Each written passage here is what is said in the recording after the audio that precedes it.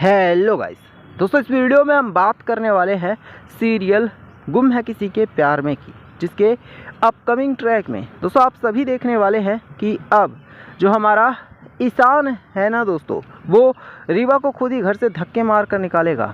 इतना ही नहीं, जो ईशान है वो रीवा को और स्वाति को धमकी देने वाला है कि वो ईशान सभी से ही प्यार करता है और अब वो सभी के साथ ही पूरी ज़िंदगी रहेगा। अब ऐसे में दोस्तों देखना ये है कि जो स्वाति है और रीवा है, क्या वो हमेशा हमेशा के लिए भोसले हाउस से चली जाएंगी, क्योंकि स्वाति किसी भी हाल में ये नहीं चाहती है कि जो रीवा है वो भोसले हाउस से जाए।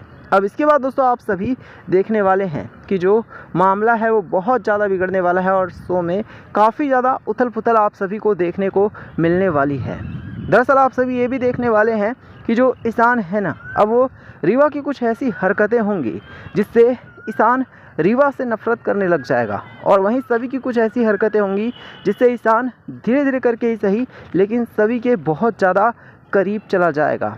और इससे दोस्तों ईशान को ये एहसास होने वाला है कि अब जो ईशान है वो कहीं ना कहीं हमेशा हमेशा के लिए सभी के साथ ही रहना चाहता है। और ईशान जो है दोस्तों वो किसी भी हाल में अब सभी के साथ तो रहेगा ही, लेकिन रीवा के साथ नहीं रहना चाहता। हालांकि ये बात आपको बता दूं कि ये बात सुरेखा को बिल्कुल भी पसंद नहीं आ रही है, क्योंकि सुरेखा को ये लगता है ना कि जो सुरेखा है उसे लगता है कि रीवा ही ईशान के लिए परफेक्ट है और बेस्ट है।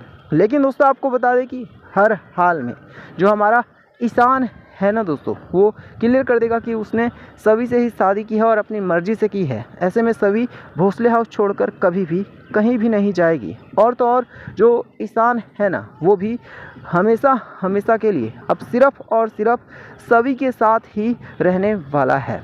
और साथ ही साथ आप सभी ये भी देखने वाले हैं कि जो ईशान है ना दोस्तों, वो ये भी क्लियर कर देगा कि जो सभी है वो प्रेग्नेंट है और ईशान के बच्चे की मां बनने वाली है। हालांकि आपको बता दें कि ये बात सुनने के बाद तो सुरेखा के होश ही उड़ जाएंगे।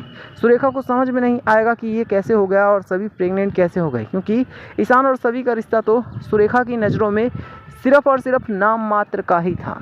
लेकिन अब जब धीरे धीरे करके ही सही सारी सच्चाई खुलकर सामने आएगी, तो यहाँ पर दोस्तों अब रीवा के होश तो उड़ेंगे ही उड़ेंगे, सुरेखा के भी पांव तले से ज़मीन खिसकने वाली है। इतना ही नहीं, अब दोस्तों जो चिन्मय है ना, वो भी धीरे धीरे करके शिखा के हद से ज़्यादा करीब जाने वाला है।